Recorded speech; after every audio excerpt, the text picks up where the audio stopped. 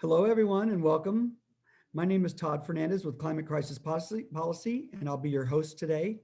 Thank you all for joining us to discuss the most important organizing challenge humanity has ever faced: how to unite in common cause to join as one humanity to protect our sacred planet.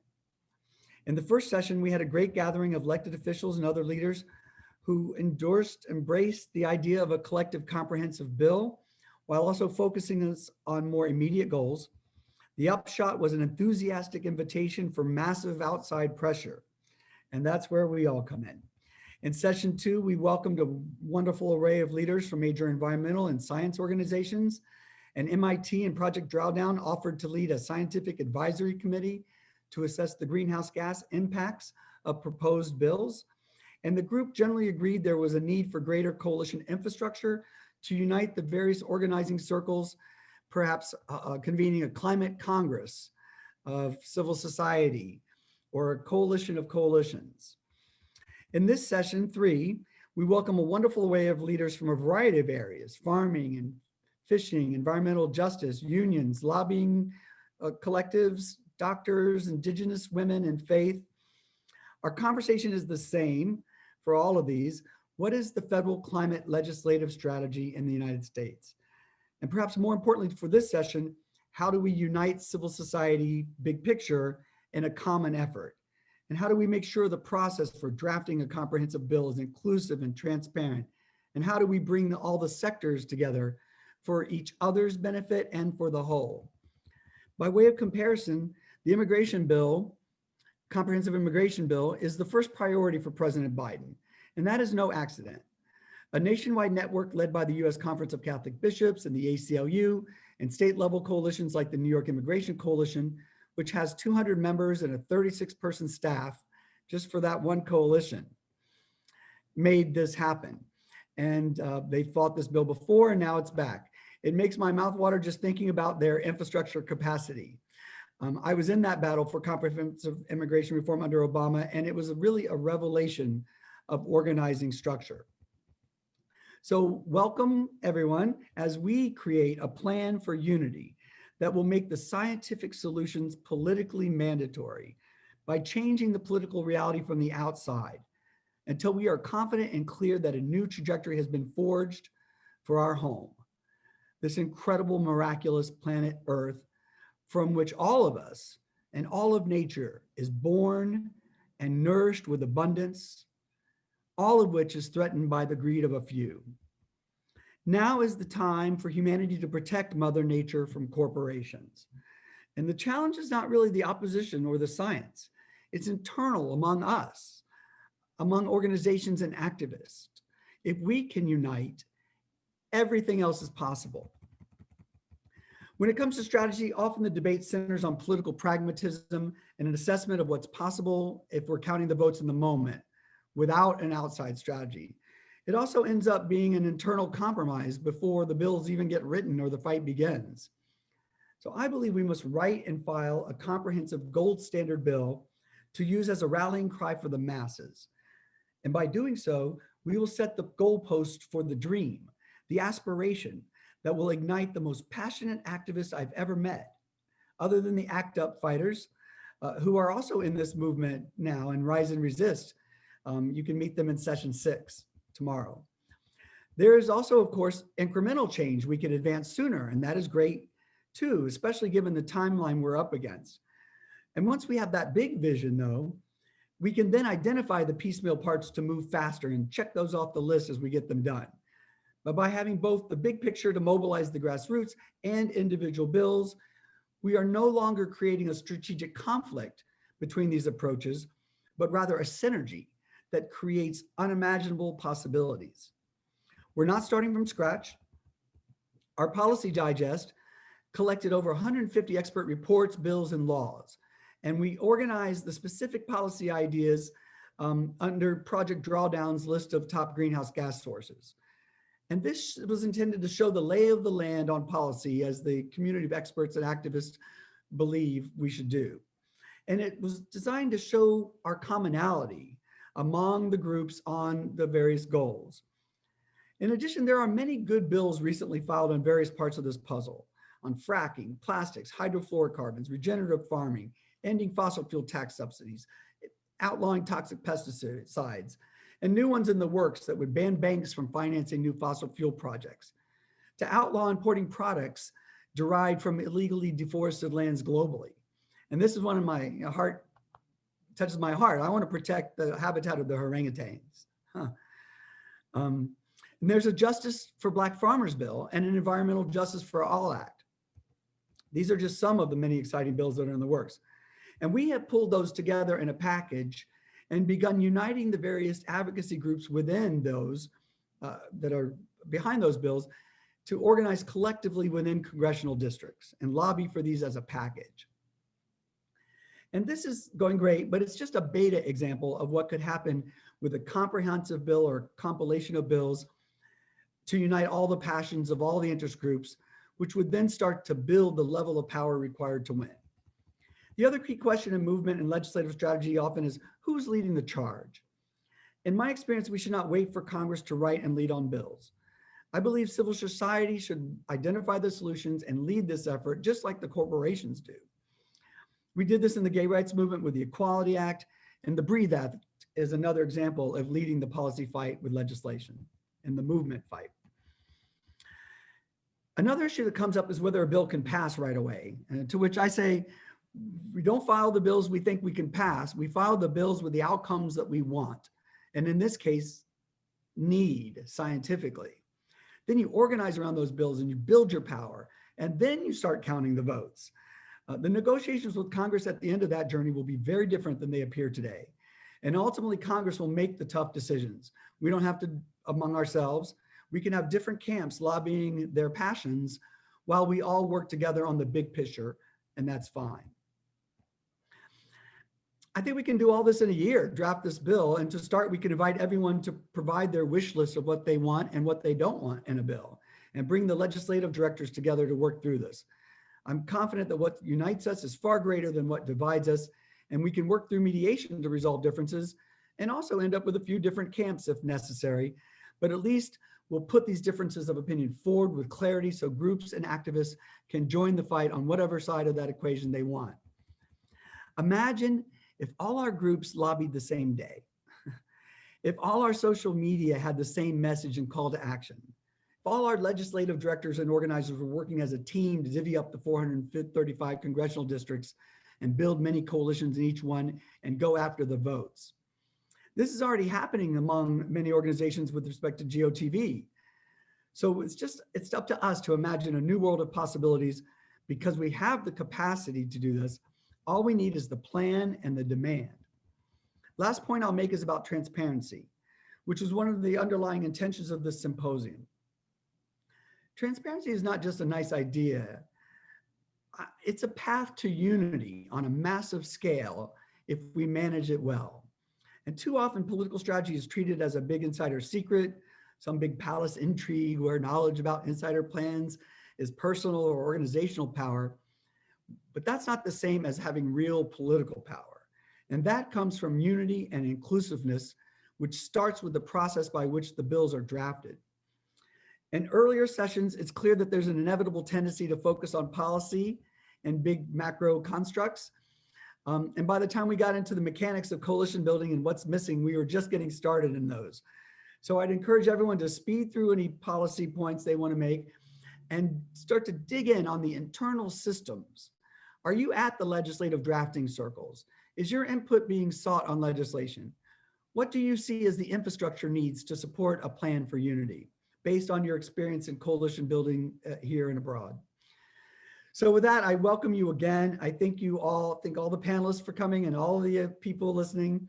We're very grateful that you're here and it's an honor to be with you.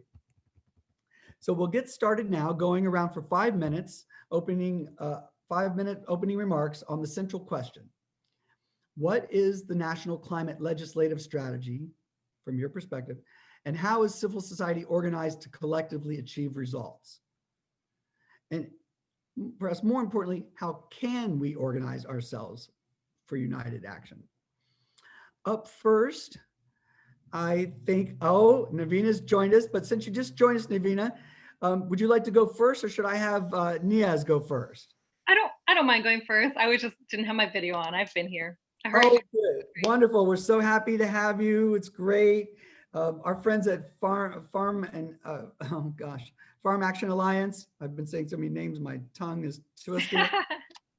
Just has been a fabulous partner bringing in the Tisch Center for food at Columbia, and for all of our work for the last year. They've just been wonderful partners.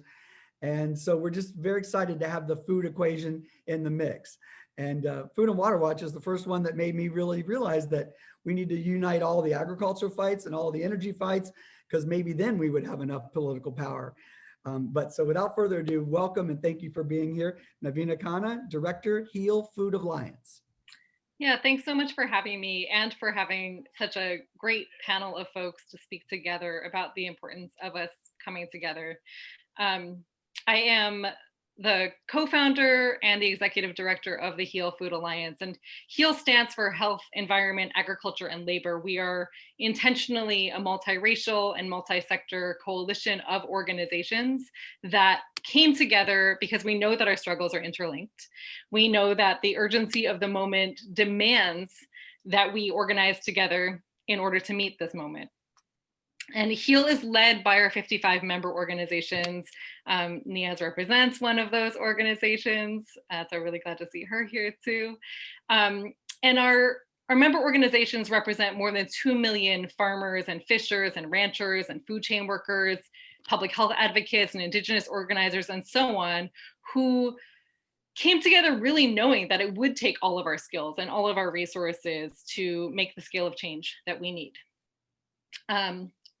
What I want to name as we get into the conversation around what legislation is needed and how we organize is that while this moment feels particularly urgent, what we're seeing isn't new, right? The food system that we have today, the whole system that we're working in today, it's rooted on extraction and exploitation. It's rooted in genocide and kidnapping and enslavement. There's been stolen land and labor and life. And that system that's existed for hundreds of years, we're seeing that play out today in everything, right? We're seeing that it's calcified by policies that treat Black and Indigenous and immigrant lives as disposable. So we see that in the tax subsidized police force that kills and encages Black men, women, and children, and the militarized border, and the threats of deportation to the millions of brown workers who are facing wage theft and harassment and repetitive stress injuries and more. And this is all pre-pandemic. And of course, pandemic, we're seeing even more. COVID is really revealing that there's this ideology that will win even under the most dire circumstances, right? That glorifies power and profit, and it's upheld by corporate control. But we also know that it's a system that's dying, that's gasping for breath right now. It's trying to cling to power, and that we have to fight that, right? And that the knowledge of how to fight that is in our DNA. It's in how we are as human beings who are part of an ecosystem, who are here on planet Earth. We know that life is sacred. And what we're also seeing through COVID and through climate chaos and the kind of mutual aid efforts that are coming up is that folks are ready to take care of each other, to root in community, and really understand that we are all interconnected, that our survival depends on that kind of interconnection and really seeing that. And more than anything, as we think about who's at the table and what's happening with legislative control and legislation, we know that the change that we seek requires a shift of power, right? That whoever is in control of our land and our seas and our labor, that's who controls our lives. And right now we're seeing that these massive corporations with unbridled control are making record profits off of the lives of their employees, off of their neighbors, off of the health of our planet. And just to lift up a few key things, we know that it shouldn't be the case that these corporations are writing the rules. They are literally reaping this profit off of their employees being forced to choose between their lives and their livelihood, and of course, off of destroying water and air and so much more for the folks who are living surrounding those communities. So the key things that I will uplift are the need to break up corporate control of our food system. So our food system, I think, has become clear to all of us that that is the heart of what is essential to so many of us, to all of our survival, is getting access to good food. And to do that, we need to strengthen and enforce antitrust law, right? Right now, just 4 corporations control over 80% of the meat market, for example. And they're continuing to profit in these ways. We're seeing crazy COVID outbreaks and more because they're the ones who are literally writing the rules around labor laws and environmental regulations and more. Just 2 corporations control more than half of our seeds right now. And those are the same companies that are profiting off of chemical fertilizers and pesticides and more. So in that, as we break up the corporate control, we focus on the Department of Justice and the Federal Trade Commission to do that.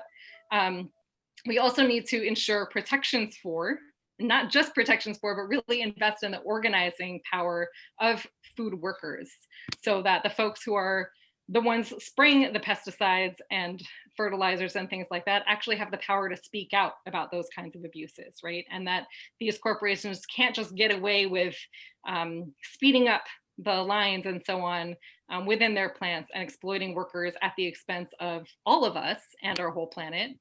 And can't just reap those profits in the same way. So workers need to have protections and the right to organize.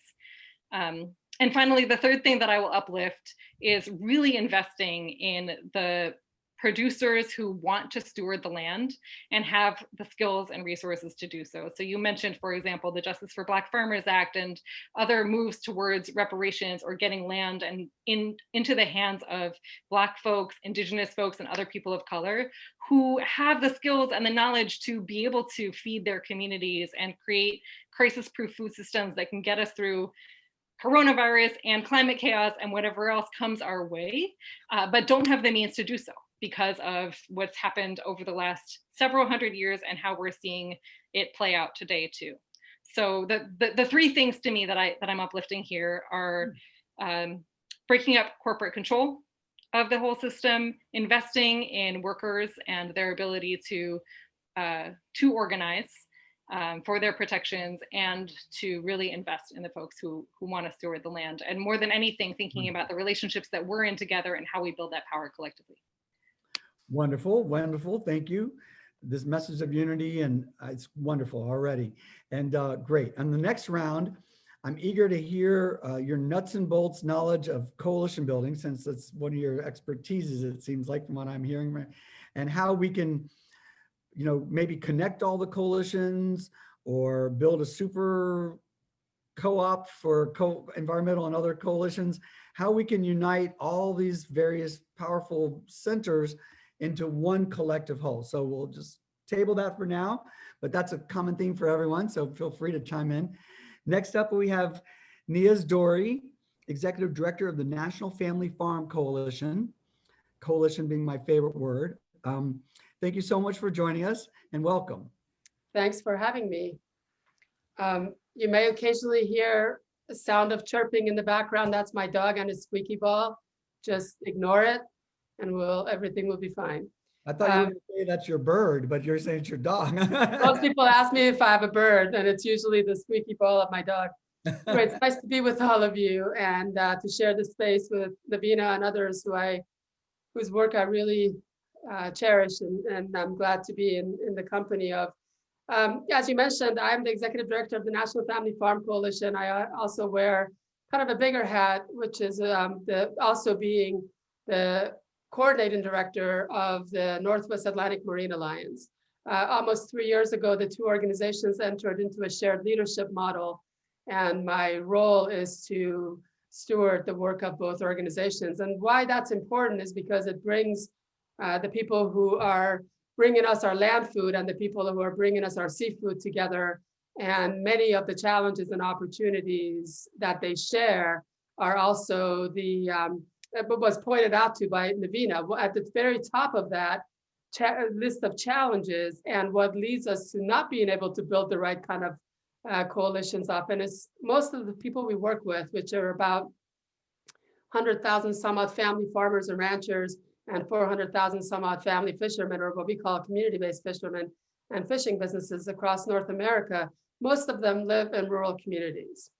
And we have come over the last few years, for a lot of different reasons, come to demonize those who live in rural America. And it hasn't helped that some of our policies don't provide the kind of access to important infrastructure. And in fact, over the last 60 some odd years, many of our policies have gutted those communities of very necessary infrastructure and left them literally reeling in the dust in some cases. And as a result, they've become further and further marginalized. They have lost, we had a chance to travel to many of these communities, and the stories we heard were not that many years ago, we had 5 stores and 3 of this and 2 banks. And now we have a Bank of America, and our food comes from a Dollar General store down the street that also sells us our gas. Mind you, these are communities who feed us, and their food comes from Dollar General that also sells them gas. Their ability to access food is limited because of the policies that we've enacted since World War II that has essentially expunged most of the resources from their community. So how we've been hearing them the last few years has been a bunch of xenophobic, racist, sexist people who are crying out for help. And some of them are xenophobic, racist, sexist people, but we cannot assume that there's a monolith out there in rural America. And we have to really build coalitions that acknowledge those who are actually working for the same solutions the rest of us are. And one of the other really important pieces of this rural community is that the kind of food that they're capable of providing us, whether it's land food or seafood, is the kind of food that's actually climate friendly food. It's the kind of food that travels the least distance to get to us, has the potential to travel the least distance to get to us. It's the kind of food that can be produced with the least amount of pesticides, herbicides, and petroleum-based products applied to it. It's the kind of food that doesn't make the animals have to travel hundreds of thousands of miles under stressful circumstances just to be slaughtered so we can get cheap bacon. That's the kind of food that these communities can produce and provide for us while treating their workers right. But we have jettisoned much of what they can do in the name of so-called efficiency. If we can create more, if we can create volumes and then lose all those values, that's what really matters, right? Because that's what's going to feed people. Yet that kind of food system that has put volume above value is what's brought us the kind of stewarding of soil that is leading to the carbon, the sequestering of carbon, if you will, when it comes to climate issues. It's the kind of agriculture that increases the reliance of petroleum-based pesticides, herbicides, and chemicals. And it's the kind of agriculture and seafood system that requires extensive transportation systems that, again, are going to contribute to more climate issues. So we really need to set aside some of our prejudices, whether it's towards those white rural communities, or on the flip side, what Navina mentioned, towards those who don't look like us, pray like us, think like us, or eat like us, and happen to be of different colors, and really bring folks together in order to address our common issues. And one of the most common issues, Navina already touched on it, is this corporate consolidation, corporate takeover of the system. And although we're hopeful that we can make inroads, we're kind of discouraged by the fact that Tom Vilsack has been named as potential head of USDA, and the fact that during his tenure, the idea of dealing with antitrust laws and taking apart corporate monopolies was actually ignored. So we're hoping that that will either make him think twice, because if you want to build bridge towards rural America, you can't blow it up with that kind of policy agenda. And the second issue is this issue of value. People need to be valued for what they do. And most of those who provide our food do not even get paid what they need to be considered a living wage. As a result, they have to grow more, they have to kill more, they have to till more. And that is not the kind of agriculture and the kind of seafood system that is going to bring about healthy ecosystems and a healthy approach to saving our climate. So we need policies that address the issue of parity, and parity being the opposite of disparity. And in this case, it's economic disparity. So people are actually making the kind of money that they need to make ends meet so they can send their kids to college. That kind of, they can pay for schools, they can pay for healthcare. And that kind of support, acknowledging parity as an important part of our food system, sends the signal to those in rural America that we've been ignoring for many decades, that we actually care about their livelihoods, we care about how we treat them, we care about their communities and the kind of infrastructure they need in order to have healthy communities, and so that they can feed us healthy food and take care of the natural environment that is so crucial to their success. And the kind of coalitions we need to build need to be reaching across these various sectors, but it needs to start with acknowledging that just because people don't look like us, just because they live somewhere else, does not mean they can't be partners in action. Thank you so much. Thank you. It's just wonderful to hear all this. And I told you this, we have this bill package, and there's several of those bills are in the bill package. A pesticides bill, regenerative farming bill, CAFO bill. But it feels like there's still more need. The antitrust bill that Cory Booker filed, we've compiled those in a package. But so, they all have 20 or 30 co-sponsors. So we want to get this conversation in the next realm of like, how are we going to work together on specifically building coalitions around policy across sectors so we can lobby collectively across issues. We have an expert audience, expert panels. So we'll just keep going on, and we'll do the first round, and then we're going to come back and everyone will have 2 minutes in the next round. So next up we have Jacqui Patterson, Senior Director for the Environmental and Climate Justice Program at the NAACP. Jacqui, it's a pleasure to have you here. Thank you so much for joining us, and welcome. The floor is yours. Thank you. It's a pleasure to be here. I appreciate it. It's an honor to be here with all of you. So yeah, so I appreciate this question for sure, and also the combination of the question around what the agenda should be, as well as how to collectively organize. But I feel like those are as inextricably connected as our movement should be in order to achieve success. So as Niaz and Navina both pointed out, we really have to, in order for us to be successful in advancing kind of wellness for all, and including the planet, we have to have a shift away from an extractive, exploitive economy to a regenerative, caring economy. That needs to be at the center of our climate legislative and general action strategy. We need to look at ways that we advance a collective achievement of results that's in a way that's rooted in seeing the inextricable linkages in all that we're seeking as social justice activists. So whether it is the racial injustice that's rooted in the fact that 71% of African Americans live in counties in violation of federal air pollution standards, and that we are disproportionately represented in whether it's cancer clusters, asthma clusters, and now COVID clusters, that we need to be able to both surface and document that kind of data.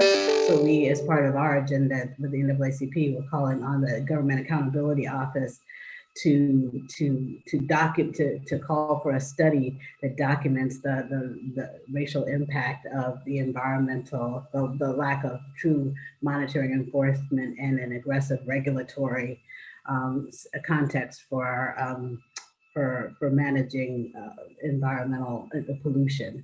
We have to make sure that we're looking at the intersection of immigration rights. We work in Laredo, Texas, where at the Immigrant Rights Center that we work in, the Holding Institute, the vast majority of the folks who are in need of assistance there are coming across the border because of climate forced migration. The US is 4% of the global population, and 25% of the emissions that drive climate change. Yet when people come across the border, we, instead of offering refuge and having responsibility for the fact that they had to leave their homes seeking just to be able to survive, that instead we put people in cages because of the corporate kind of corporate driven profit margin around incarcerating refuge seekers.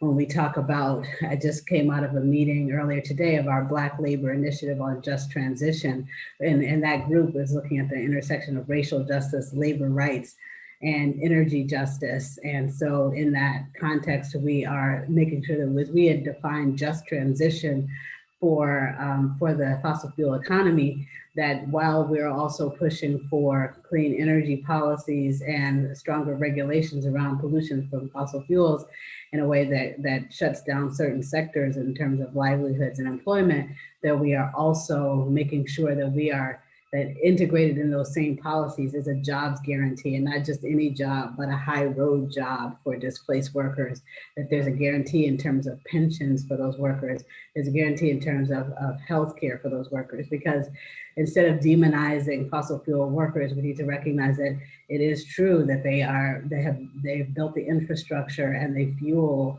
the energy for our economy, and we need to make sure that that they are not harmed, they and their families are not harmed in this transition.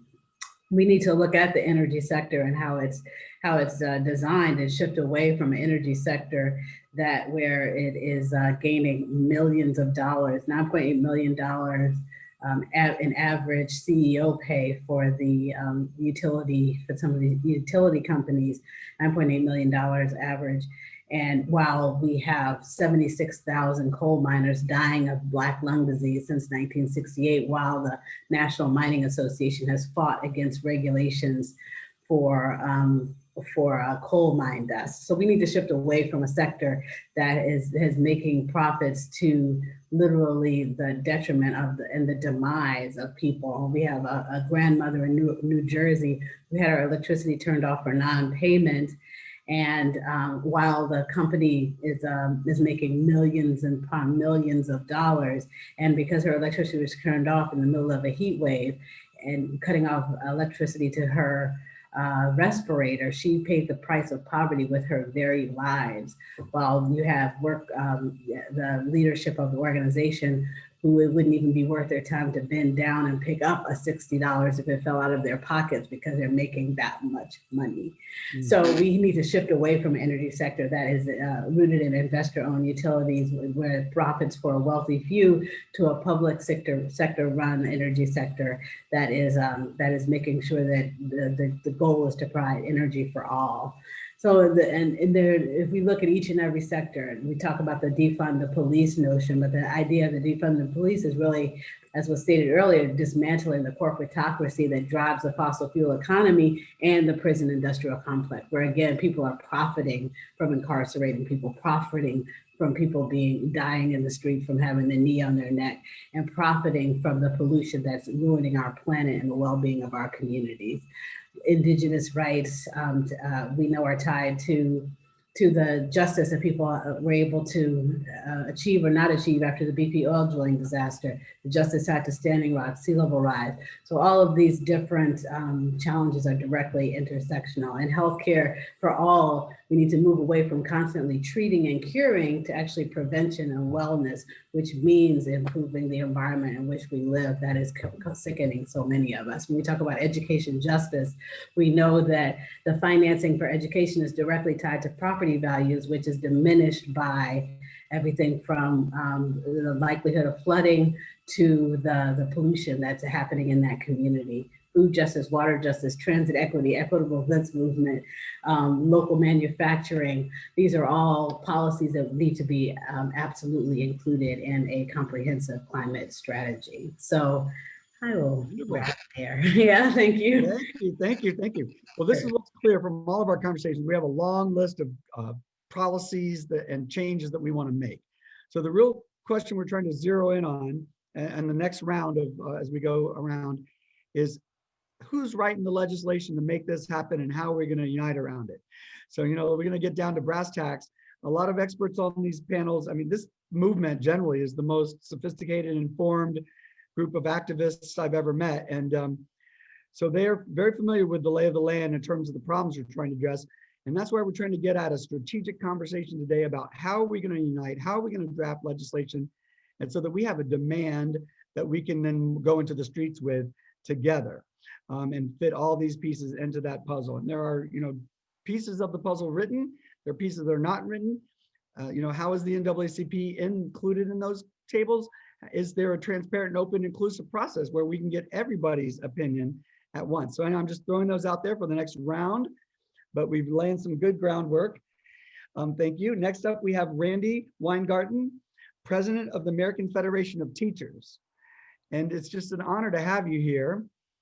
I saw you earlier. Yes, there you are. Yep, I am here, and sorry, it's an honor to be with all of you, and I've been listening, and I'm just inspired by all of the activists here, and hopefully my dog will not start barking.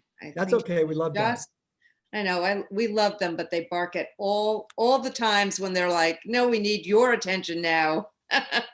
So I want to just, you asked the question about, about how is civil society organized to collectively achieve these kind of results, and and what is the national climate legislative strategy.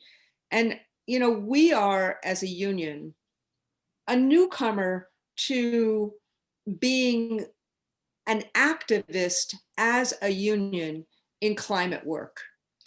I wish we weren't a newcomer to this. I wish we had taken up environmental justice as we had taken up educational justice and economic justice. But, I feel very, I feel very humbled and very, and very much kind of a little tongue-tied in listening to the kind of justice work that the three presenters did before me and that you did, Todd, in terms of all this work. It's not that our members are not very involved, but what we had, concerned about, and we are part of the labor movement, and there's often been, and I'm so glad that several people said before, we need to really make sure that workers thrive and that the work is virtuous and is righteous and that people thrive. But, oftentimes the right wing, the corporate enterprises have created an either or. And so labor unions have not taken on the issues of fossil fuel and climate in the way that we should. And so I just want to spend a minute or two telling you how we got there in terms of being the first union within the AFL-CIO to do a Green New Deal resolution in our membership this summer, and how we brought together people from West Virginia who have a real coal culture, to people in Alaska and Texas, where basically the schools are funded by the proceeds of the fossil fuel industry. And so this is how we did this. And we are, and to such an extent that I am now invited to present to this amazing group. So what essentially happened is that we started very intentionally pulling together and connecting all of the crises, COVID, the recession, the long overdue reckoning that our country must do with racial injustice and racial inequality, and ultimately looking at climate as immediate and as existential as all of these other crises because of the impact in terms of everyday lives, which we've heard from the other people, the activists who spoke before me, but as educators and healthcare professionals and public employees, we're not only at the intersection of all these, but we have tried to figure out a way to make this plain to our members and to parents and communities. And it is as plain as the air that people breathe. If you're asthmatic, and someone, I think Niaz said this before, if you're asthmatic and you cannot breathe, COVID is going to be much worse for you. If you are asthmatic and you are a kid in the Bronx and the emission rate of all those trucks, it's going to be much worse for you. How do we connect that in terms of everyday lives so that people see when we're talking about fighting climate crisis, when we're talking about reducing carbon footprint, it means we're talking about a kid being able to breathe.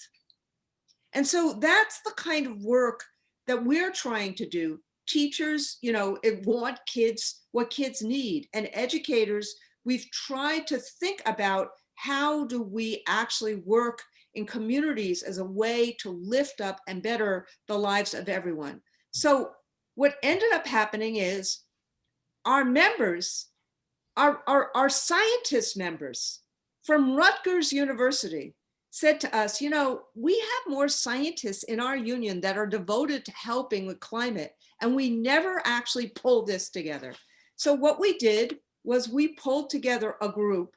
We did it quickly. We did it last May, and we said, let's come up with an urgency now of having a resolution this summer that our members consider, that understands what we need to do. So leaders from West Virginia to Texas to Chicago to Alaska came together to say it was time for massive federal action on climate. We educated ourselves, we talked about it, we brought people together who had different views on things. We created ways that people were talking to each other, and that the core values center on a world that would offer a future that provides every person with opportunities to fulfill their dreams, care for their families, and elect those who govern them. And a future like that couldn't happen without drastic, immediate action to protect the planet we inhabit. So we connected this, the ongoing emissions of greenhouse gas, and I could go on and on. You all would say these words a lot more eloquently than I do, but we connected it together so that people saw that what the activists were talking about really had a real impact on people's lives. So in our resolution, we came together and we based it on 4 core principles. And this was passed unanimously by people from West Virginia to Texas to Alaska, to our activists in Chicago, to our activists in the indigenous nations. 1, urgency. Climate change is real.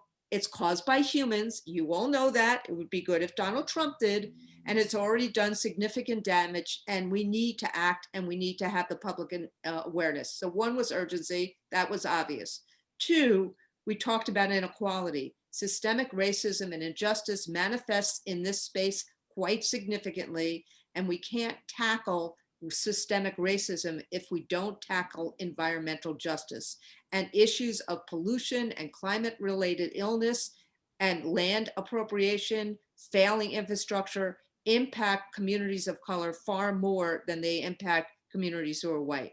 3 was good jobs. There are good jobs, there are green jobs, and on and on and on. And you know this as well as I do. People have already said it, but it was connecting that to labor values. And 4, connecting all of this to safe schools and workplaces, and that a climate agenda is an opportunity to rewrite major pieces of our economy and how we invest in schools and in workplaces. My point is this: we put it together. Our members at our convention passed it 98%.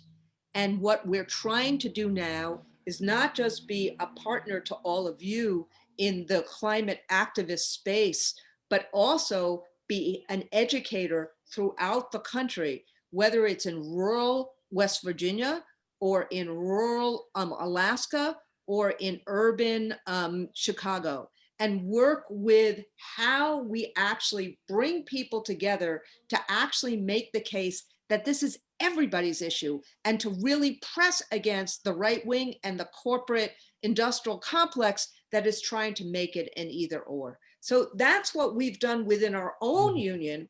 And our union goes from mainstream to a little bit, we're 1.7 million people. It goes from mainstream to a little bit right to very, very left. And so we even had 25% of our union who voted for Donald Trump. But this, people are starting to see climate is their issue. And that's what we're trying to do. Thank you very much. Thank you so much. Just hearing that the teachers are on the case is making me have a little bit more hope already.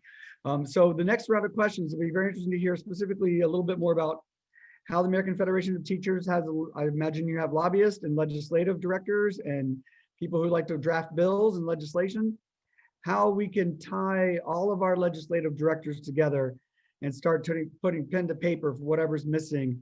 And then more importantly, you know, the environmental movement will help, of course, lead that hopefully, but everyone will hopefully be involved in the journey from the beginning so that we are invested in the outcome and fighting for it once it comes together. And it just sounds like the teachers are ready to join the lobbying push along with everyone else for when we pull something like this together. So that's exciting news. Thank you so much.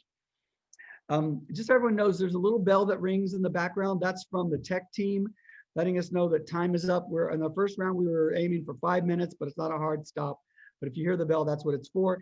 And in the second round robin, we'll do 2 minutes to try to get through a couple rounds. We'll see how we do. I think we're doing great on time, so no worries. Next up, we have Bob Perkowitz, who's the founder and president of EcoAmerica. I really enjoyed talking to Bob when I first did that the other day, because he has a macro perspective on the movement, its capacity.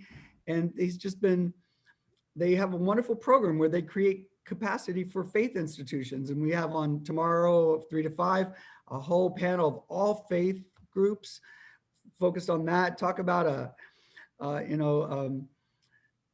collective that's ready to bring their power to bear for the planet to save God's creation. So it's very exciting, but Bob helps create capacity within faith organizations to have teams and staff. And so I'll let him tell you more about it. But Bob, we welcome you and appreciate your macro view of the climate movement and any guidance you have to all of us about how we can unite, because you've made a study of this movement. Welcome. Well, thank you, Todd, and good evening to everybody. Todd, thanks to you and your team for putting this together. I am from EcoAmerica, and we work to build public support and political resolve by building climate programs with and for about 90 large national organizations, health organizations, faith, and community, like the American Public Health Association, the Episcopal Church, and the National League of Cities.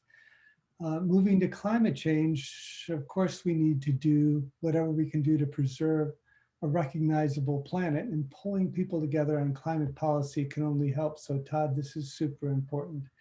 Policy is key. People don't rally around, do something. It might not be the first thing to talk about when you talk about climate change to somebody, but you will get to the question, what do we do? And so we all need to be prepared. We all need to come together around policy. We talk about values, and a lot of people think climate change and climate solutions are a wicked problem.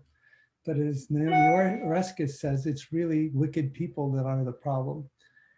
Any policy that we do has to embed ambition, what we need to do, as Todd said at the beginning, not what we can do. It has to embed restoration, and that's nature in particular, but restore our values and restore our communities as well, and justice. And that justice has to include and bring equity to all of us. So the way I look at climate policy, there are 4 categories. There's a category of put a price on carbon, and there's conflicting ways of spending it out there, but that's one way. The second way is what I call performance standards. Some people call them regulations, but whether or not it's car mileage or refrigerator standards or whatever, you can put performance standards together. The third way is incentives, disincentives. You get $7,500 tax credit for buying a car. And the fourth way is government administrative actions. We hear so much about that because with broken government, a lot of times that's the only thing you can do. It's pretty clear where the Biden administration is going to be on climate policy. They're not going to have tons of legislative or spending power, but they'll do everything they can within and beyond that to reverse climate change. I love Biden's whole government approach and how they're elevating it with the new climate czar and other fantastic administration officials, with a couple of exceptions. Just to, even though price on carbon is the simplest, most effective path forward, but in all likelihood, the Biden administration is not going to pursue that for a couple of reasons. One of them is they lack the legislative power right now to get it done, but also they want to hold on to power in 2022 and 2024, because whatever they do with administrative actions and everything else, if they get kicked out of office in 2 years, it's all going to fall apart. So maintaining maintaining a reasonable amount of control in Washington, D.C. is critical to climate policy. So they'll do a lot of performance standards and administrative actions, and they'll work on the administrative front, and it'll make a big difference. But the question is what can we all do to support it? First thing is live by example. It always irritates me to have people eating steaks and driving up an SUV talking about climate change. Don't have time for that. It's not policy. But the huge part of our work has to be, under any of those solutions, is to engage and empower the public in climate action in their personal lives, with their families and neighbors, in their workplaces and organization, in their communities, and with policymakers. So we can't just talk about policy and what it is. We have to talk about how to engage and empower the public in that.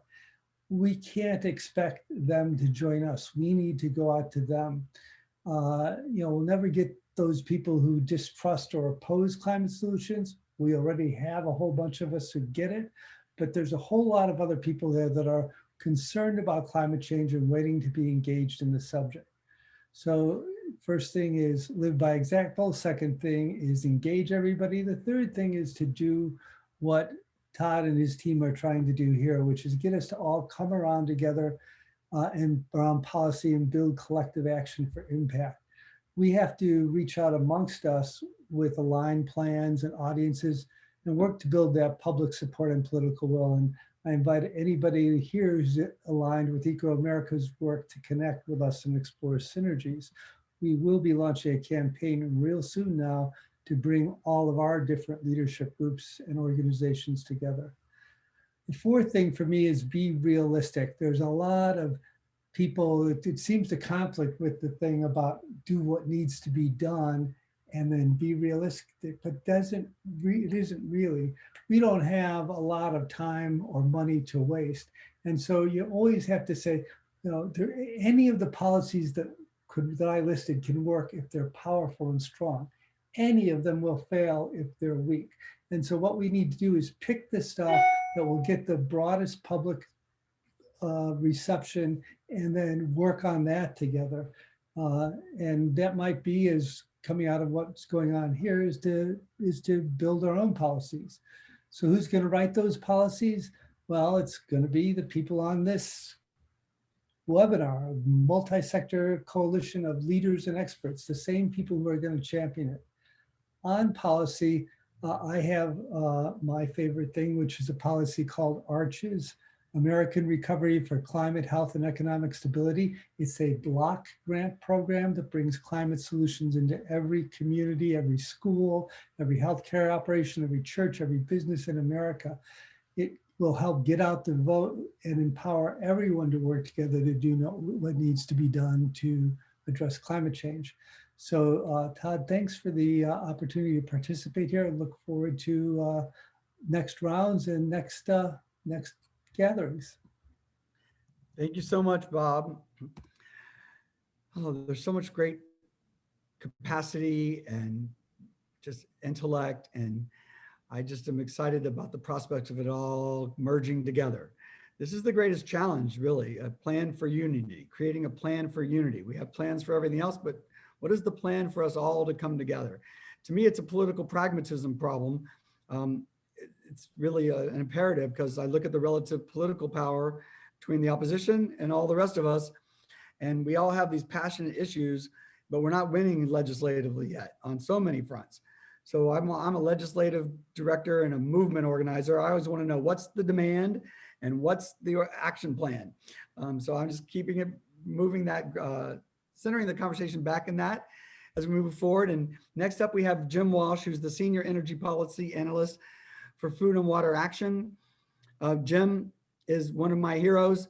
Food and Water Watcher filed the All Fossil Fuels Act, worked on the filing and convening many parties to draft that bill, and it had wonderful just transition provisions in it.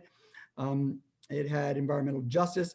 It created a council at the federal level of frontline and indigenous and other communities, people of color communities, that would then have the power of the purse to oversee the disbursement of federal funds on climate spending from the federal government. Talk about a reversal of power from being, and so anyway, that bill got a lot of support. We built a whole coalition around it and on the ground in New York, and Sunrise got excited about it and went to Pelosi's office afterwards, and AOC had agreed to co-sponsor it if she won, and she did, and she went there, and that exploded the Green New Deal onto the scene.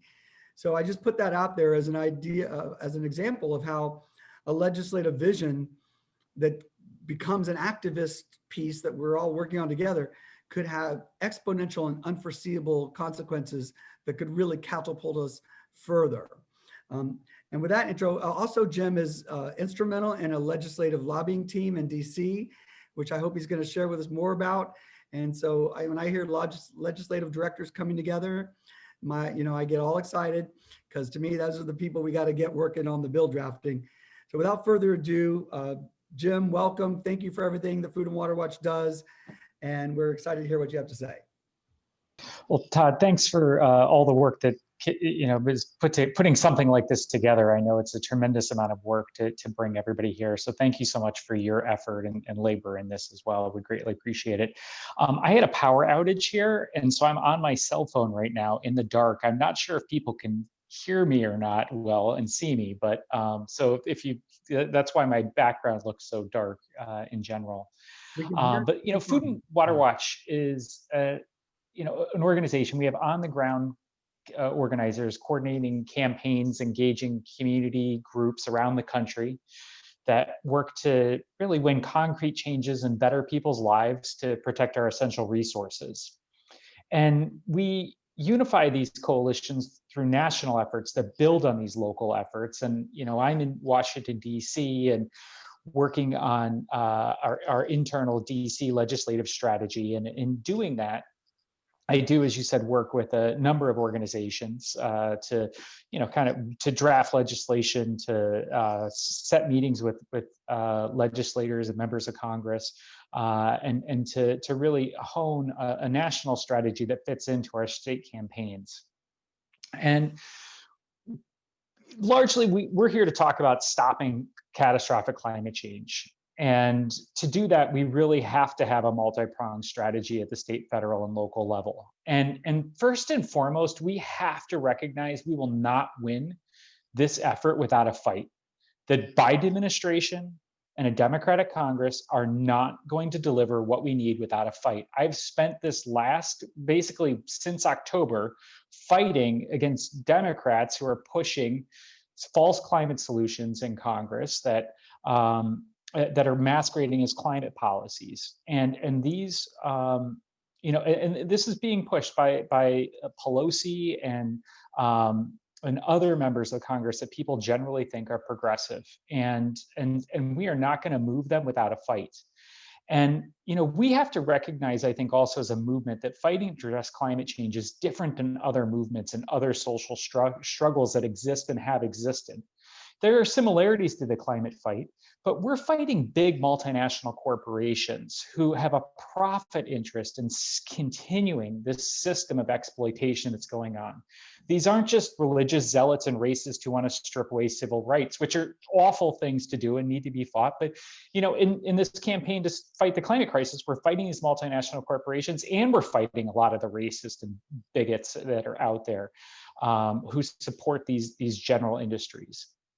And further complicating things, there's many, quote unquote, green groups that are backing many of these false climate policies that the fossil fuel industry is perpetuating. And I know Todd does not want me to discuss a lot about policy on this panel, but I think it's hard to discuss strategy without looking at policy. And that's because we need to recognize the broad interests that climate change brings to the table, but also helps us to understand the limits of what this big coalition can be. And we do need a big coalition, but there are limits to what it is.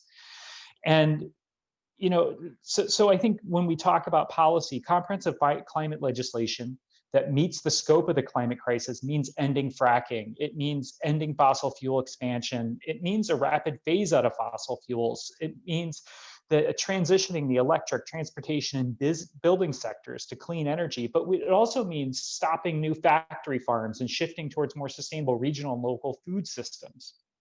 And we have to make sure this transition is just, fair, equitable. We need to build a more resilient society that stops disproportionately impacting low-income communities and communities of color, which bear the brunt of fossil fuel pollution, the impacts of the climate crisis. Workers in, I think I may have been,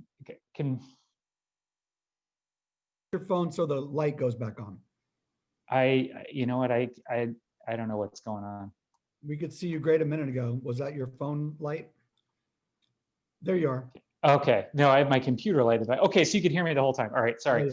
So, you know, passing this legislation really, you know, identifying what that legislation is and the policies we want to pass can help us to build this broader coalition to address these major inequities that exist within our society. And, you know, we're focusing on fossil fuels and factory farms in this because we really don't think we can address the climate crisis without talking about them and ending them.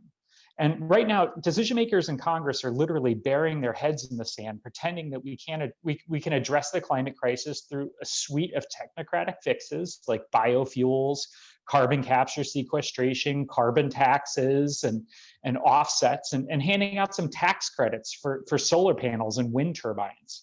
You know, the fossil fuel industry and their backers on Wall Street are pushing this narrative, and it does little more than really look towards next quarter's earning reports and ignores the urgencies and the realities of these challenges we face. And, you know, I think we also have to be, you know, also develop, like, in addition to these other false solutions that are out there, they're pushing the expansion of petrochemicals and exports of gas and petroleum.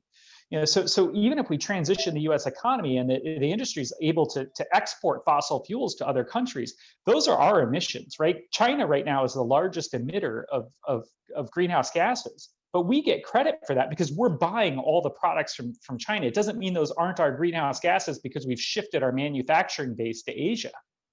We're still responsible for that in many ways. And there's a new issue on the horizon that's coming up, and that's the development of hydrogen. You know, which is largely, the push for this is largely coming from gas interests. Now, there might be a role for hydrogen generation from excess renewable energy to support intermittency of renewables, but those calling for a hydrogen economy are really backing a plan to create new markets for the fracking industry to sell fracked gas, because that's where the bulk of the hydrogen is coming from. And we cannot build a hydrogen economy on green hydrogen from excess wind and sun. So, you know, really overcoming this crisis is really about ensuring that we're pushing big policies and building a big coalition around that. But it's not going to include everyone. The groups who've bought into these false solutions and, you know, things like carbon pricing and offsets and carbon capture and storage, they're where they are. And there are enough people in society right now who support us that we don't need to spend our time changing the minds of people who are dug in on these things. Because I'll tell you, they're not going to change my mind on these policies being the right thing to do. And the energy it takes to change their minds is significant, where there's people right now who want to see these real bold actions moving forward, and we need to mobilize them. And the coalition has to be broad and create meaningful place for organizations representing frontline communities, indigenous communities, and communities of color. There must be communities of faith at the table. There must be workers, public health organizations. The coalition must include housing and transportation advocates, as well as farmers, women's organizations, and groups who are promoting real social and economic justice. And really what we do with this coalition over the next 2 years, and then the 2 years preceding that, needs to be focused, I think, in building a block of members of Congress that will stand for real climate action. You know, the Biden administration will be able to do some things through executive action. We need to hold them to task for that. But building comprehensive climate legislation is going to require action in Congress. And we don't need to get to 50% plus one backing this bold strategy, but we need a block of dedicated members who will refuse to back dirty energy policies and demand a rapid transition of all fossil fuels. And if Democrats take the Senate, maybe it'll be an opportunity to do that in this next year, but it's still going to be an uphill battle against these entrenched fossil fuel interests that really have bipartisan support of backers in Congress, in the Senate and in the House. And so when we think about, this block of voters, it's really working to make sure that we have enough people to make sure that when legislation moves, that block is big enough to stop this legislation from moving forward without having these uncompromising positions being put forward in it. Now, holding the Biden administration is important with this coalition too, and we cannot let him off the hook just because Congress is going to act. And he's going to move forward with things like joining the Paris Agreement. That is nowhere near enough. He's pledged to ban fracking on federal lands. He said he'd stand against fossil fuel subsidies. And we got to hold him accountable to these pledges and push him to do more. He has the authority to stop the Keystone Pipeline, the Dakota Access and Mountain Valley pipelines. And we really need to build a coalition that builds that unrelenting support for these policies. Thank you. Jim, I love everything you say and how you say it and the passion. You gave me goosebumps in this one, and we've talked a lot, but usually we're arguing. This time I just got to sit and listen to you give the spiel, and I love it. So it's very exciting to hear you rally the cause. And Jim stakes out the territory that is scientifically righteous, I think is what I would call Jim, and structurally sound, and it's just so exciting. That's why the first partnerships I started forging was with Food and Water Watch, because they see the big picture. They have legislative strategy and a ground game to go with it. They're vertically integrated from their policy people and their legal team who helped draft the OFF Act, all the way through down to their ground game act organizers doing mini coalitions and districts to get the votes for the bill. This is the perfect model. So we're still on this journey of what should go in a comprehensive bill, how are we going to create a process that's inclusive and that we get there. And, frankly, there will be differences of opinion at the end of this. That's obvious, but there's also going to be a huge amount of agreement on a lot of things, because there are a lot of things we can do in addition to these structural things. So anyway, it's just very exciting. And I'm so glad you're here, Jim. We'll get back into this in the next round, but we're starting to get now more into the nitty gritty of the policy issues. And we're not going to talk too much about policy today because that will be a 6-month or a year conversation. And we like to structure those conversations because they're hard to have and they intermingle. But anyway, I think we're all starting to float in the same direction, and that's very exciting. Next up, we have Alfred Meyer, the Board of Directors for Physicians for Social Responsibility. And I don't know if I should tell the story before you get to tell the story. What did Jim just put up there as a placeholder? That's a heck of an animal. Is that an animal or what is that? Are you still with us? Yes, it's the sage grouse. It's fighting to stop pipelines. Oh, getting on the endangered species list. Oh, I can't even think about, I shouldn't say this, but I'm worried about the people. I'm as much, if not more worried about the animals, the species extinction, and the destruction of our biodiversity, which is the underpinning of all of our food. And anyway, you guys know it. You guys lured me into talking about policy that's my express mission, is to avoid it and to talk about infrastructure and mechanics, but I'm glad we are. Alfred and I had a wonderful conversation, and he'll tell you all about his work in past, but I just want to tell the story. I just want to say real quickly, when you told me about Gorbachev and Reagan and how the physicians were the people who brought those parties together, the power of the doctors to help lead this policy fight and to really, tell the Congress what they should do, like only a doctor can, mixed with the teachers and the environmentalists and the NAACP, you get the picture. Imagine what will happen when we're all saying the same thing. So without further ado, Alfred, welcome and thank you for being here. Thank you very much, Todd, and thank you for all the work that you've done to organize this wonderful event. And I just want to support all the points made by the previous speakers. I think they're all very salient and important. my organization, Physicians for Social Responsibility, began in the early 60s when atmospheric nuclear fallout from nuclear weapons testing was found in the teeth of children in Boston.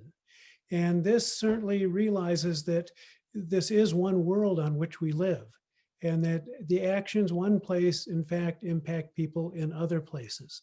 So we were able, again, using kind of what I call grass tops activism, to influence President Kennedy to sign the limited atmospheric nuclear test ban. Then later in the 80s, yes, PSR played a crucial role in getting Gorbachev and Reagan together, again through the medical connection, because for several reasons, doctors oftentimes are well respected in their community and have some standing, and especially those on the international stage have abilities to talk to people directly. Doctors are typically considered to be good communicators. I should add, though, I myself am not a doctor. I'm an activist who's been on the board for quite a number of years, and I'm very happy to say that PSR is really working to include all the different issues we've talked about here today. The justice, equity, diversity, and inclusion need to be part of all of our activities. Now, we're an organization that has a small staff in Washington, 23 chapters around the country, some large, some small, able to do a variety of programming. But the underlying theme for our organization is realizing that both climate change and nuclear weapons provide a threat to the existence of life on Earth, and that we need to work assiduously to make progress in all of these. Now, PSR, Todd, you asked, how do we unite and where's the plan? I think that's, once we get those two answers, PSR can help answer them perhaps, but we will benefit greatly from those answers. We recognize that health impacts are profound from climate change, whether you're talking about soil microorganisms or pathogens and vectors of exposure, climate impacts. All these things have impacts on human health. And human health, I would argue, is one unifying aspect that we all share. So PSR has worked on a number of different reports on various topics and worked in all levels of activism, the grassroots, our local activists, e-activists, and also lobbying legislators and Congress. So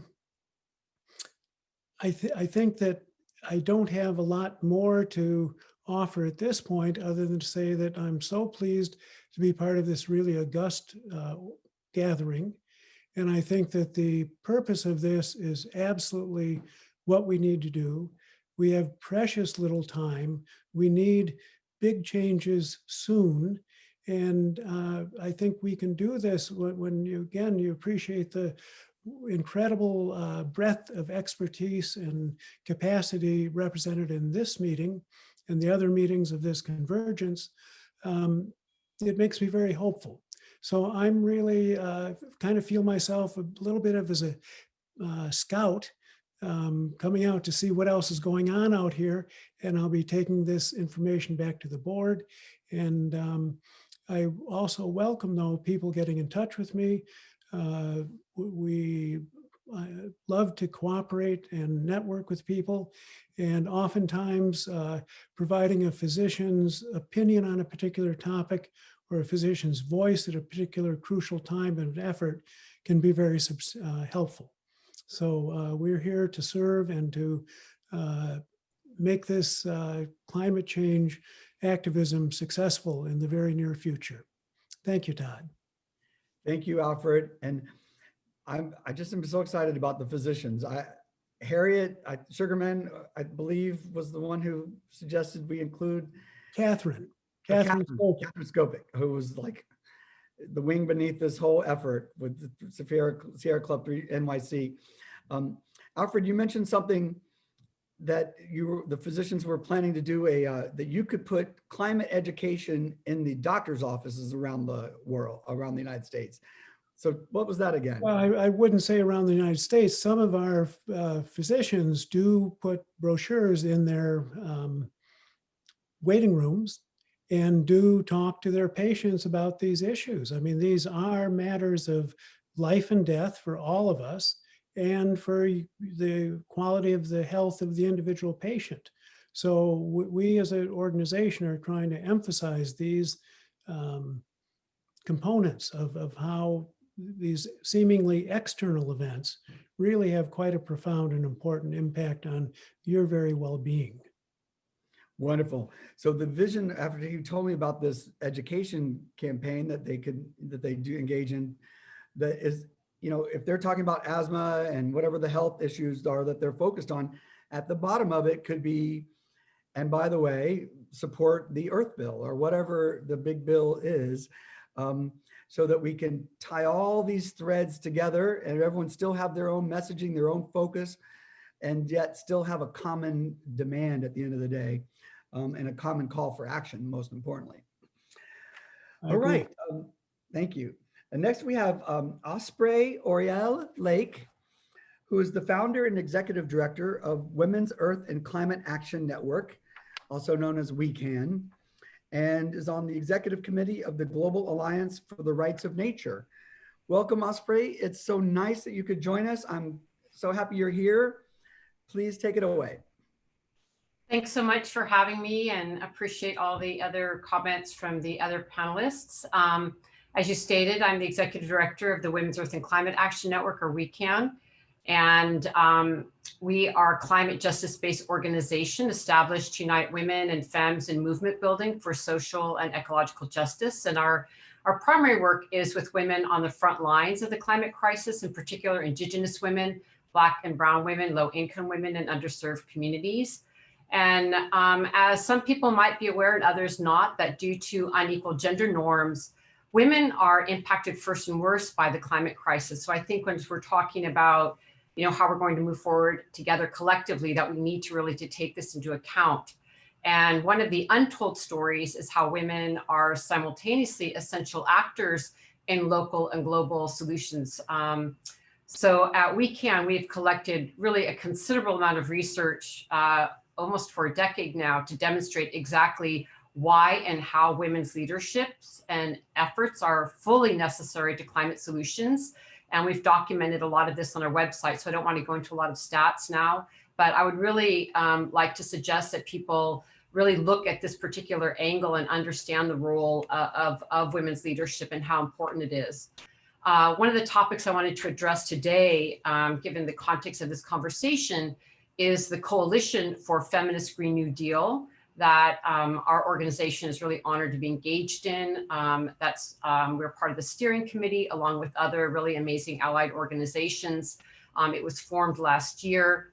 It's a collective, and the coalition welcomes the opportunity presented by the Green New Deal and other related frameworks that arise in different legislation and policies to secure really a rights-based solutions of policy, legislation, programs. And as we view it, to really address this, we need to address root causes as well as the scope and scale of the climate crisis.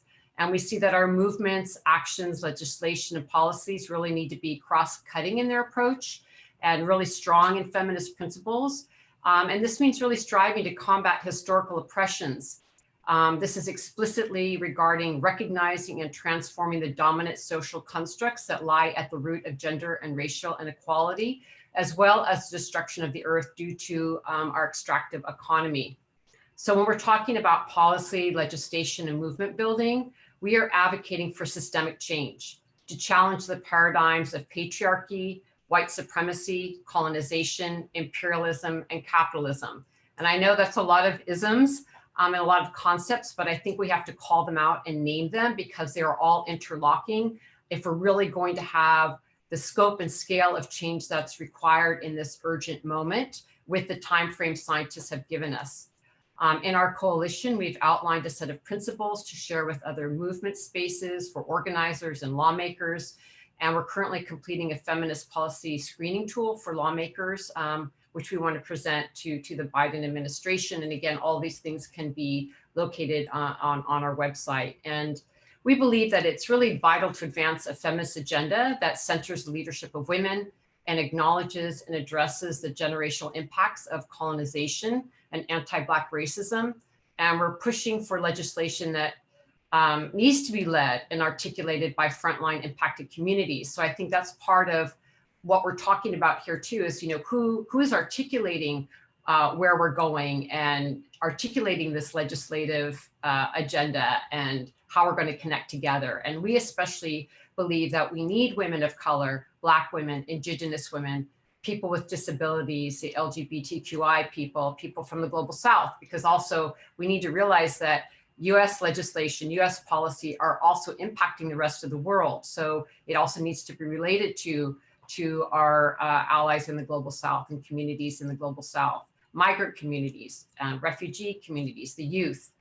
I just wanted to lift a few particulars. I think the Breathe Act is very important if we're getting into some specifics. The Thrive Agenda, which is really cross-cutting and really gets into issues around the climate crisis, racial injustice, public health, economic inequity, really talking about jobs and how we're going to also really bring in labor in a good way. And our coalition consulted specifically focusing on the care economy component of the Thrive Agenda. And I think we all realize that capitalism is built on sacrificed people and sacrificed lands, as well as women's unpaid labor.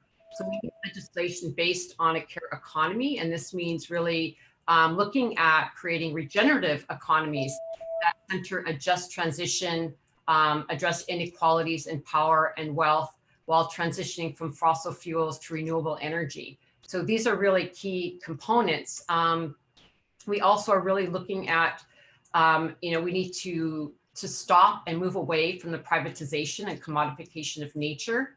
And this includes understanding that GDP is insufficient and detrimental to an economic indicator, and that we now need alternatives that measure really the quality of life and well-being, or as our relatives in the Global South say, buen vivir, or living well. A feminist economy further shows that women around the world have long disproportionately performed labor like housework, raising children, and elder work. And this work is almost always unpaid, undervalued, invisibilized in our economic and social policies and legislation at all levels. And this really needs to change so that we can see this as low carbon work, community-based work that really needs to be revalued and centered in our new economy. And I just have two closing points, and I'll close out here, which is in terms of looking at an overall legislation and policy points. I think that we need to realize how important Indigenous rights are, and that we have explicit legislation that represents and respects the UN Declaration of the Rights of Indigenous Peoples, and listen to our Indigenous allies around treaty rights, their calls for land back issues.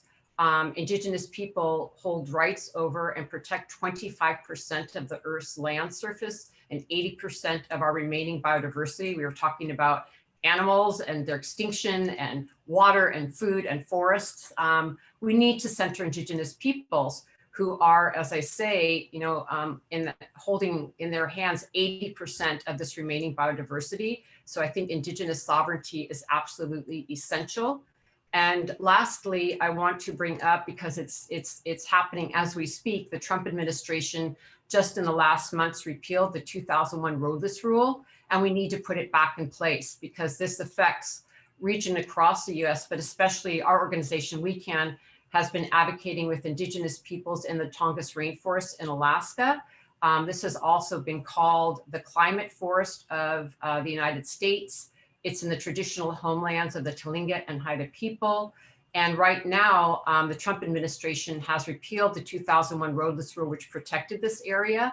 And if we're really going to talk about not only keeping fossil fuels in the ground, taking on the fossil fuel industry, which we must do, we also need to protect our forests, because that's where we are sequestering carbon right now. And about 8 to 10% of all our carbon emissions in the United States through trees are happening in the Tongass.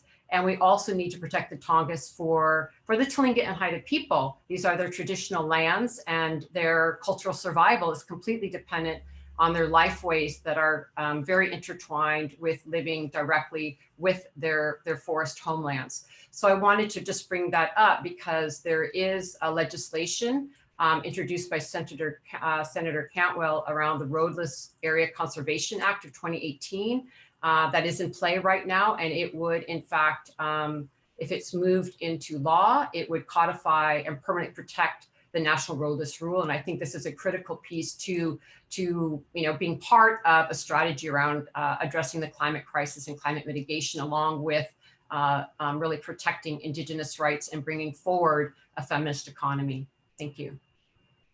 Wonderful, Osprey. Thank you so much. Oh, this is wonderful. All right, so now we're going to go around one more time. We've had, this is our third session today. It started at noon to 2, 3 to 5, and now this. And I'm realizing this is quite a marathon. So I apologize for eating some peanuts and having some Coca-Cola, which I don't normally drink, but I actually needed a little caffeine. Usually I avoid it because I'm talked too fast without it already. All right, where to go from here? This session is different from the other sessions a little bit. And so it's just been wonderful hearing everyone's, perspectives and passions and visions. So I guess in this last round, we don't need to put too tight a construct in this. I've been trying to get folks to really focus on what are the internal infrastructure and mechanisms for communication. So I guess one question I would throw out for us to consider in your next 2-minute round, and we're going to have to keep this one to 2 minutes. So there'll be a little bit of ding-a-ling-a-ling. Hopefully, I don't think it's been coming through. I guess I would ask you, what they call them tables in this movement. I've never heard this expression before, but it's sort of like little coalitions that are informal.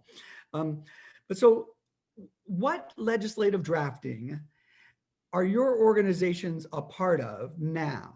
Or have you been invited to so far in this climate big picture realm? The Working Families Party is trying to convene a lot of parties with Sierra Club, and they're working on sort of legislation. And there are some other tables, but I haven't really seen much broad-based legislation coming out of them. There are a lot of individual bills coming out. It may be that, and we're, like I mentioned earlier, we're packaging the individual bills from the various coalitions to try to have a cross-sectional,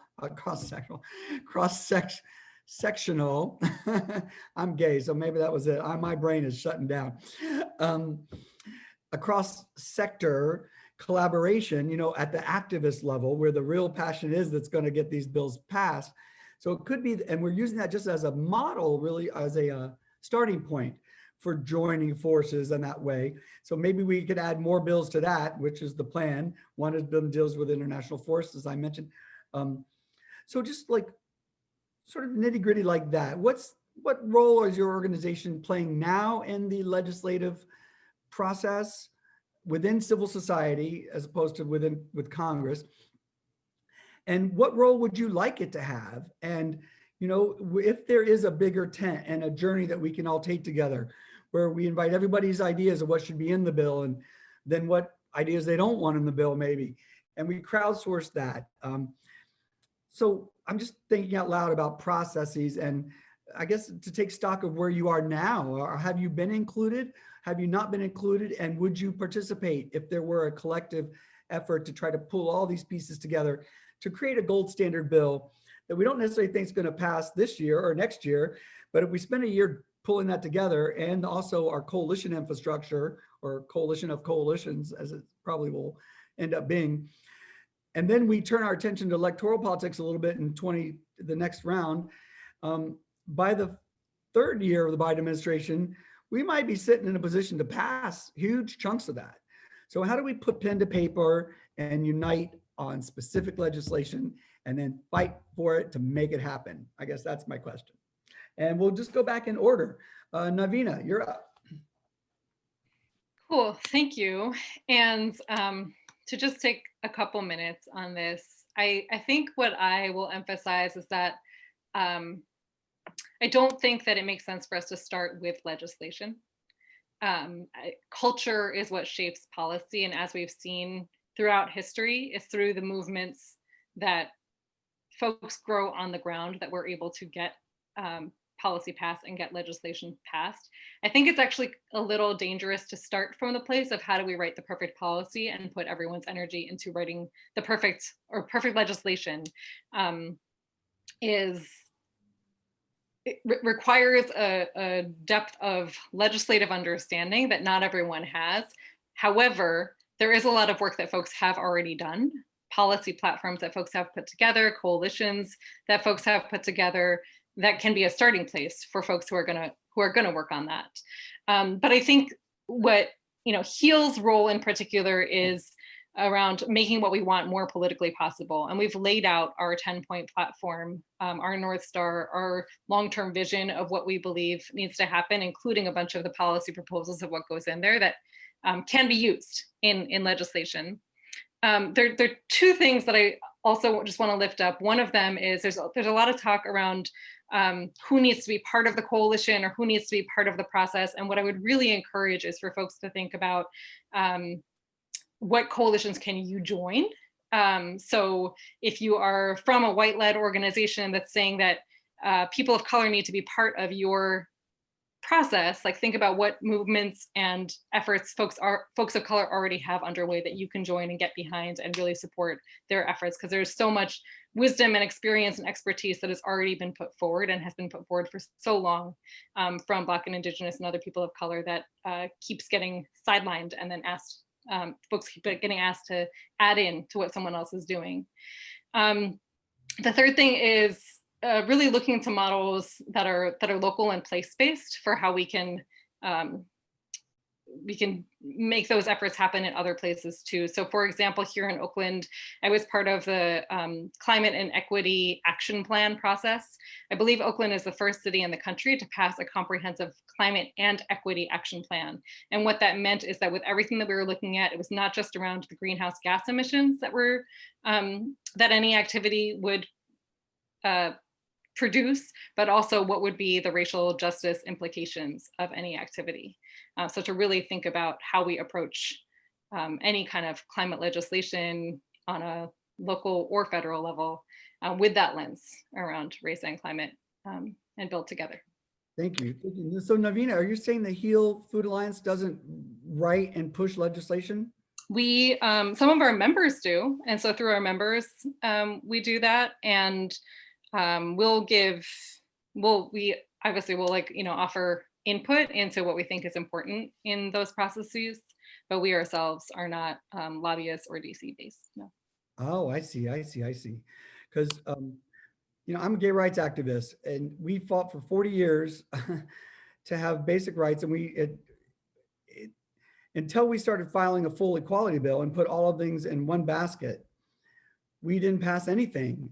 Of course, our movement we had a civil rights bill in '74, and then AIDS hit, and we abandoned our goals, our dreams of just being equal, and then we started begging for pieces of things like employment non-discrimination or housing non-discrimination, and they became the pet projects of many legislators, and nothing passed.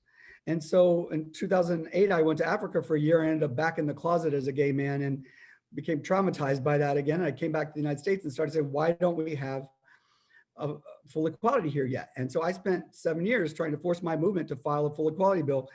And now it passed the House in 2019, and Obama supported it after I protested inside the White House. I think legislation are organizing tools, and they enable us to amass outside pressure and unleash the grassroots in ways that resolutions and policy guidelines and all these statements of principle don't really crystallize enough for somebody to put their life on the line for it. And when we did the New York climate bill, that was because somebody wrote something. It was the Working Families Party, and they organized around a bill. That not much of that bill made it into what passed, but nevertheless, it gave people something that they could really sink their teeth into and fight for something to happen. So yeah. And I'm not disagreeing with you at all on a local or state level about how that's possible. Just given the state of our given the state of our federal government and the factions that are at play, I personally believe that in the next couple of years, putting all of our energy into just federal legislation is going to be a disservice to movement, personally. Oh, and I would say we should not put all of our energy into one basket or one strategy. And there's thousands of groups, so we have enough to spread it around. But I hear you, I hear you. So we have short-term strategies and then medium and longer term. All right, I'm not going to debate everybody, I promise. I just want chiming back in. All right, Niaz, you're up. Well, I want to make sure that Navina doesn't shortchange herself and Hill's work on this, because one of the things that makes legislation work is persistence and oversight and making sure we're around to see that that legislation makes its way through and people are held accountable. And I think Hill's School of Political, I forget now the name of it, but being able to train the next generation of activists, whether they are fighting for public office or fighting to make sure those holding public office are accountable, is a really important part of making sure legislation actually plays a role that is positive. Because often we pass a bill, but we don't have the energy and the ability to make sure that it moves through the way it's supposed to, and that 2 years down the line, once the House flips or the Senate flips or the White House flips, that we don't have the ability to maintain the power that that bill may have given us. So I think there's many of us play different roles in this system. And I think that's one of the roles that Hill plays. From our perspective, we sit at a lot of different tables. We are lucky enough to have Jordan Treacle, who has been writing various pieces of legislation and helping various folks on the National Family Farm Coalition side, including being involved in some of the bills that we've talked about on this call already.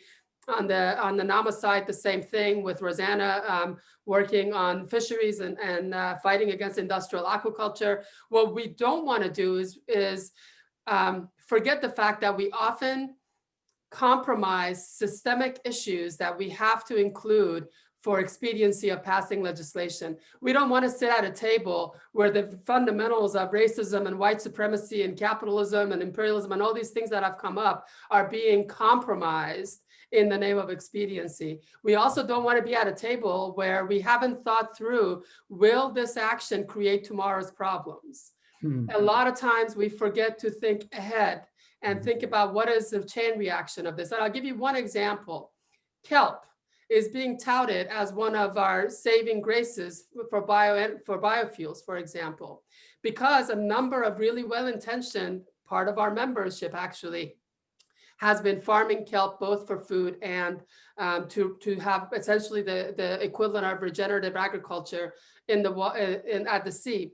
Now the Department of Energy and Interior is talking about privatizing hundreds of acres of the ocean to grow kelp for fuel. And whose ads are you seeing on television around that? Chevron and Shell. We are not your savior to use kelp. Well, is it really right to privatize thousands of acres of the ocean in this monoculture approach to grow kelp and not address the issue that we need to address our energy dependence first? We cannot participate in conversations that are about tomorrow's problems that we've seen happen over and over again. Hallelujah. Wonderful. Okay, that's exciting. So you guys are at many tables and you're drafting legislation. You have legislative. Absolutely. We've, we in 2007 and NFFC, and I know that feels like a long time ago, but the issues addressed in the Food from Family Farm Act of 2007 are still real right now. If we want to, we're talking about legislation right now around land access, both in terms of land access for family farmers and Black farmers and Indigenous and women farmers, but also how to get land back to those who have actually had it taken away and are currently having it taken away. I was excited to hear Randi talk about American Federation of Teachers resolution, and that part of it included the issue of land appropriation. Now, I would like to see that kind of a resolution to go a step further and see the American Federation of Teachers divest from any TIAA investments of their retirement funds, because TIAA is now becoming the biggest landowner in the world, taking land away from farmers, Black farmers in the Mississippi Delta, for example, consolidating and vertically integrating processing in the seafood sector. So let's take all of this a step further. Let's prevent tomorrow's problems from happening, and let's add a couple of commas to solutions we have on the table to make sure we don't put we make sure we cover the bases, much like with the American Federation of Teachers. And I hope that's a relationship to only be expanded upon. Beautiful. I'll send everyone's contacts too, to make sure everyone can get in touch. Randi had to leave us, by the way, for some school opening issue. Jacqui, welcome. You know, the NAACP, well, it's just one of my favorite organizations, and it's been a long journey between the gay community and the NAACP, but we're friends now, and y'all support the inclusion of us in the Civil Rights Act. This was a big question, whether anyone could touch the Civil Rights Act and we're adding women, of course, to Title VI, the one that all federally funded programs, which women have not been protected upon. And I think that helped forge these coalitions. And, you know, sometimes people it wasn't among the groups or the constituents, but the politicians were saying, well, that group won't let you do this and that group. So it's better just the groups talk to themselves, to each other rather. I mean, and we figure out what we want, and then we'll tell the politicians how it's going to go. So I just want to welcome you, and I'm curious what role the NAACP has been playing in the bigger, broader environmental legislative conversation. Yeah, thank you.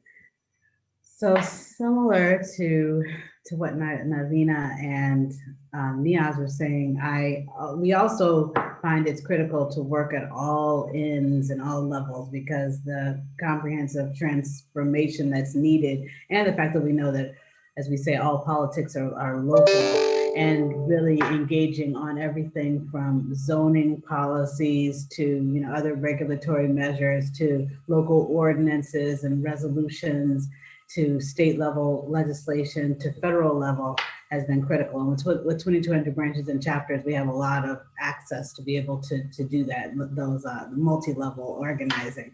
And so that's been critical for us, working in everything from public service commissions on rate cases, to working on blocking permits at the local level, to working on renewable portfolio standards and energy efficiency standards, or other types of state emissions policies.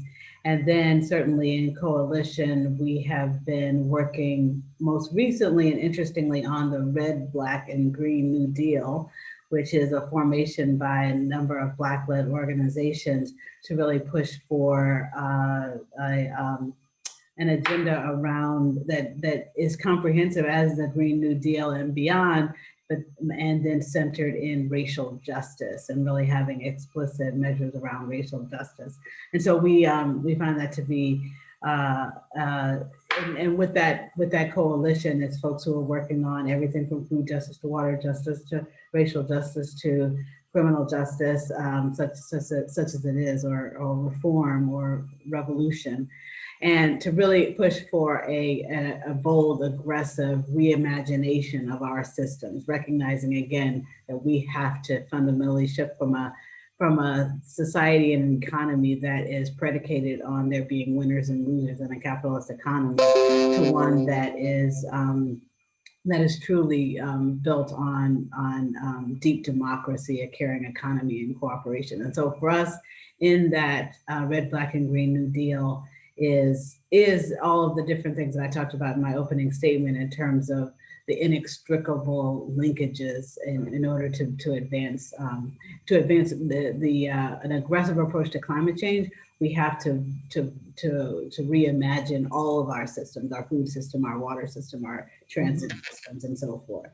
So is that going to be a bill, or is that a resolution type thing? It's more of a suite of policies. So yeah, suite of policies. I can't wait to see it. And it sounds like all these things, all these policies and resolutions, et cetera, could all be food for the fodder for this macro conversation. And we just, so I would just invite everyone to go to our Climate Crisis Policy Digest. Our website essentially is a digest, and it's broken down by 11 sectors by drawdown. And there's an EJ, there's women's rights, and which is, you know, often considered more of an international thing. And there's just transition, and the HEAL Alliance. There's 2 segments on food and ag, and we collected all your stuff. So the HEAL Alliance's reports are there, NAACP reports are there, We Act, you name it. We think we got it all, and then we excerpted the specific policy ideas and cross-referenced them so we could see where we agree. And so we could start talking about things in the abstract and be very specific as we try to unite across sectors. So people who want to support each other's sector can know what the demands of that community are. So please take a look at that and let me know if we missed anything. And if you think it's a good foundation for a conversation, that would be helpful to hear too. There's more on the faith group, I'll tell you later, but their Church World Service has done a whole process of putting the Biden climate plan through a racial justice lens. You probably know all about. Okay. This is what we're trying to do, weave everybody together. All right, I know we're running out of time and I should definitely not be taking it up. So next up, oh, Randy's had to leave us. So Bob, your 2 minutes. We're at 12 minutes away, so we're doing fine. We'll give everyone else, everyone 30 seconds wrap up when we're done. Go ahead, Bob.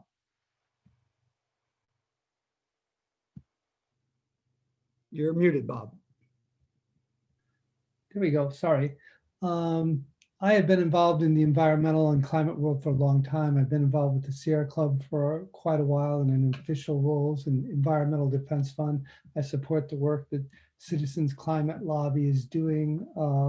And I think about policies, we got to embed ambition, restoration, justice for sure. It has to have 3 other qualities. It does have to be urgency. Somebody talks about getting a bill in front of Congress in 2 years or 3 years.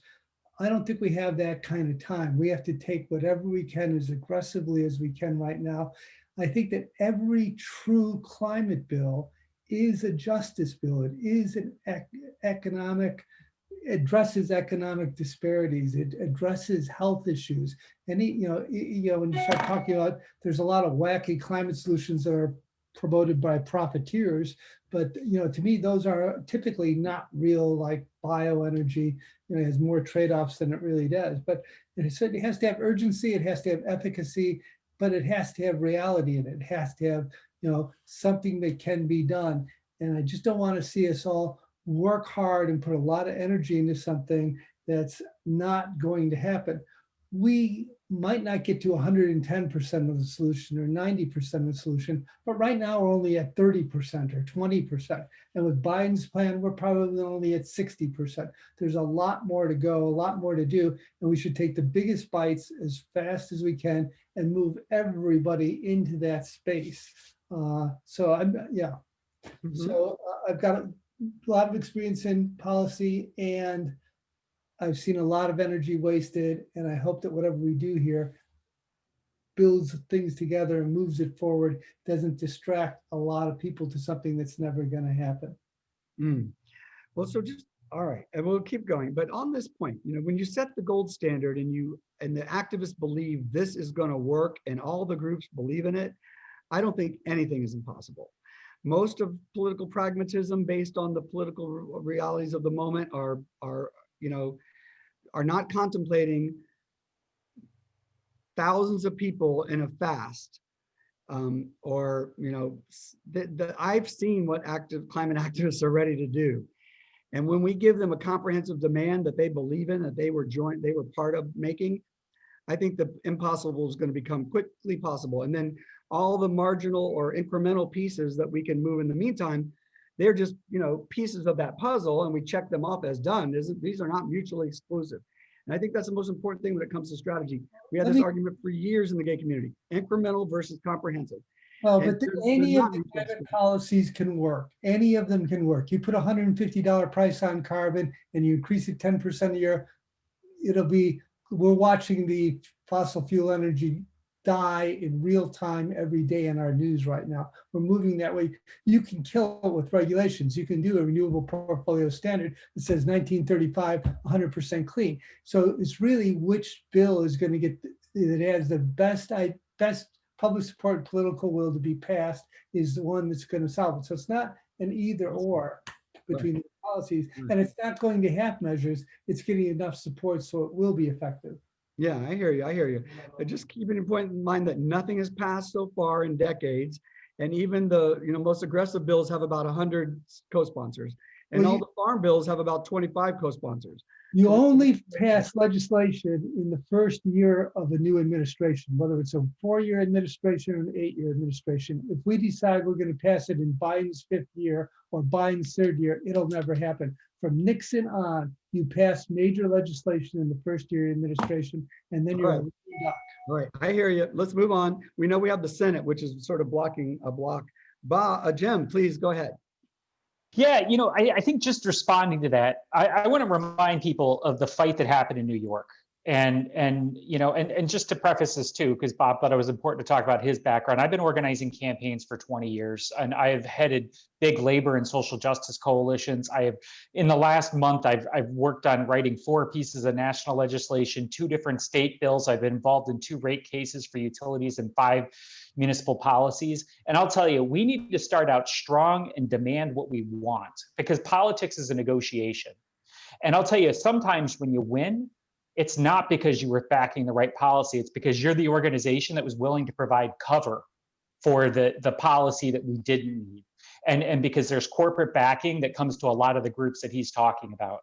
And so when I think about what we need to do to address the climate crisis, we need to be bold.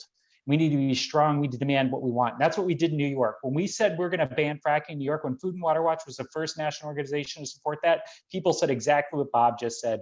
That's unrealistic. You're not politically savvy. You don't know what you're doing. We need to regulate it. And we said no. And we built a coalition, and we demanded what we want. We pushed for it, and we made it happen. And we passed fracking bans in other states as well. And we've introduced national legislation to ban fracking and built support for that. And we're going to stop fossil fuels. We're going to keep these fossil fuels in the ground and protect communities, because that's what we need. We can't address the climate crisis by putting a tax on carbon and expecting that's going to happen. When you look at all the modeling related to carbon pricing, it has us dependent on carbon capture, sequestration. It has us dependent on dirty energy into the future. And that's not how we're going to address the climate crisis. So when we sit down and we write this legislation, we need to be bold, we need to be strong. And you know what? We will be able to move pieces and chunks of that in the next couple of years, and we're going to keep pushing and keep going forward. But we can't negotiate with ourselves right now and deal with the politics of what's possible, because if we do that, then what becomes possible continues to be negotiated lower and lower and lower and lower, and we set a lower and lower bar. And so what we need to do is start strong and demand what we want and what we need to address the climate crisis, not go and start pushing half measures that are never going to address these problems. The reason the fossil fuel industry wants to have carbon taxes is because they know that that continues business as usual. And I saw there's a bunch of question and answer things. And if, I was invited to speak on a panel with Citizen Climate Lobby, and they disinvited me at the last minute. I'd be more than happy to be on a panel with them to talk about the problems of the carbon tax and what those issues are. I know this isn't the place to do it. And these other sorts of questions people have about the things I have, more than happy to talk about those in another framework. If people want to facilitate that conversation, please reach out to me and let me know. Thank you, Jim. Actually, I'm going to call you about that. We're on December 30th, I think it is. I have to look at the date. We're trying to pull together that conversation, and I'll explain to you more privately. Alfred and then Osprey. Well, please, Alfred. Yes, thank you, Todd. I'll be very brief. I think that we absolutely must succeed in this effort. Our existence depends on it. We need to be engaged at local, state, federal, and international levels. And we need all levels of participation within our society, all communities and groups that are affected, which is everyone. And this has to be an urgent effort. These are changing times in our world. I think we've seen, especially in these last 4 years, that the entire political landscape has changed. The entire attitude towards science has changed. And there are parts of that that are very frightening, but I also think that climate can be seen as a tremendous opportunity for all the reasons so many of the other speakers tonight have mentioned, that this offers a chance to rectify past ills, to bring health and well-being to the entire society. And we just need to get the job done. Thank you, Alfred. And Osprey, please. Yeah, so I'll just say in closing that I think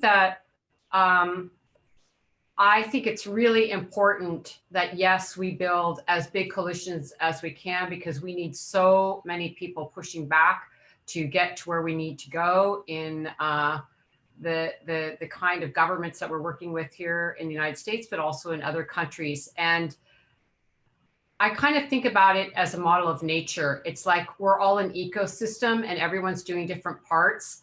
I don't think we're going to all end up on the same page. I think there are some real differences on how we look at market-based solutions, as Jim was just mentioning, and other issues that I think we need to understand that we may not all do the kumbaya moment, if you will, and that's all right, because I think that we are in a moment where we experience that frontline communities, Black, Indigenous, Brown communities in the United States, and we work also in the Global South with Indigenous peoples in the Amazon.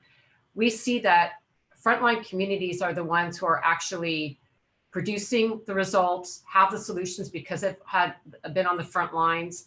They are experience the impacts first, and they are also therefore well more equipped to be able to guide us to where we need to go. So as we collect together, I just really want to uplift again, who are we representing when we say we, and we try to bring everyone together? Who is really the voices that we need to lift up the most? Who actually, quote unquote, won this election recently were these frontline communities. And so how are we centering them when we're talking about policy? How are we centering their voices when we're talking about legislation? How are we centering the needs of their communities? I think if we start there, we have, the chance of having the most bold actions going forward, because it is true. I don't think there's any time for us to be conservative or to not put forward the full vision of what it is that we know we need to accomplish. We're way past that. We burnt through that time. We now actually have to call out exactly what we need and fight with our lives on the line, our bodies on the line, because that's where we're at. And right now we have sisters and brothers up, on line 3 in Minnesota, trying to stop the tar sands pipeline, line 3. And this goes, right through traditional territories of the Anishinaabe people, Ojibwe people.